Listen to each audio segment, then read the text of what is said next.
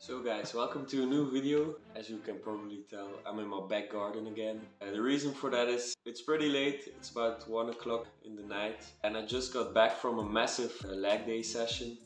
And I still wanted to make a quick video for you guys. The video of today is about the 5 best tips I have for someone who's a gymmer, or a gym rat, or a gym bro, whatever you want to call it. If these tips are helpful, I'm really glad I could give them.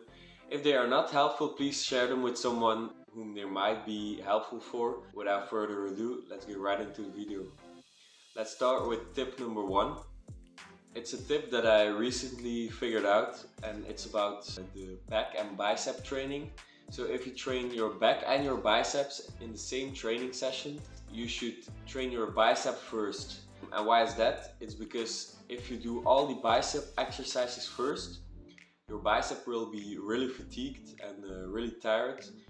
And then if you train the back afterwards, for all the back exercises, your biceps won't be able to help that much because they're tired.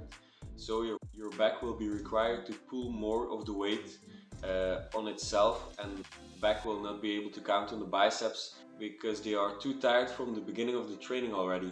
So if we summarize that pretty quickly, 2 things change. You have a really nice bicep workout because it's just the beginning of the workout, so you have a great intensity. And the second thing is your back will develop more and you will have a better back session. And that's just because your bicep won't do the work for the back, and the back will have to pull on itself. Let's get on to the second tip, and that is progressive overload. Progressive overload is something you should really be doing already actually.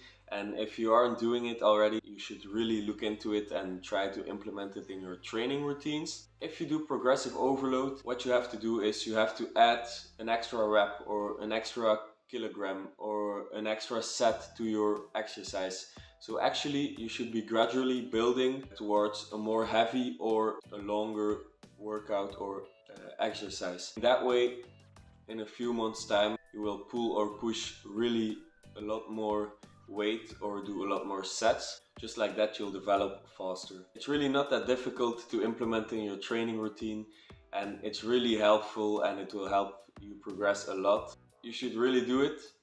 Tip number 3. There is this app called Heavy, but it's not spelled the regular way, it's spelled this way.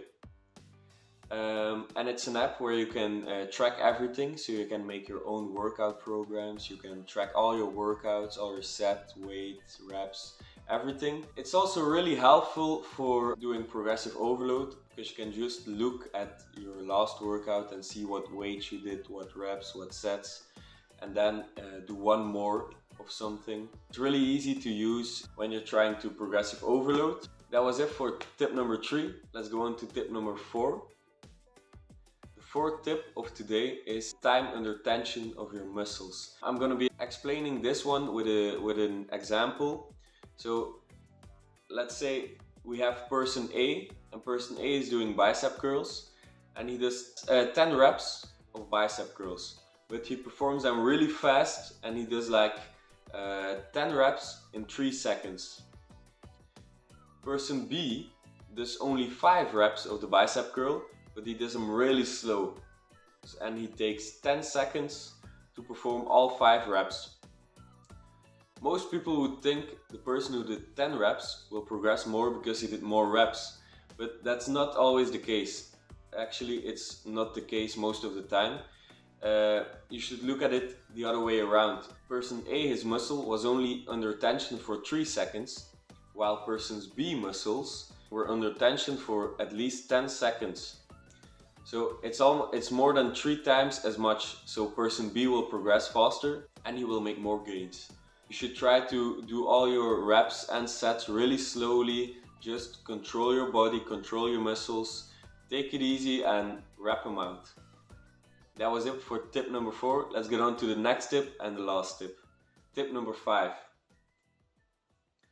Between sets you should always take enough time to rest, but not too much. I see a lot of people taking 5, 6, 7, 8 minutes in the gym to rest between sets, and that's okay if you're doing or a compound movement or you're a power lifter. So then it's okay, but if you're doing like normal exercises like tricep push down, lateral pull down, lateral raises, you should not be taking as much rest as like 5, 6, 7, 8 minutes. It should be more around 1.5 to 2.5 minutes. That's what I regularly do. I just put a timer and then I get the notification that I have to start my setup again. So it's really useful, and it's not that much work. It keeps also the rhythm in your workout, that you're not like doing 2 sets right behind each other and then a third set only 8 minutes later. It keeps a regular rhythm in your workout. So I think that's really useful as well. You should just try it out and then you'll see if it works for you.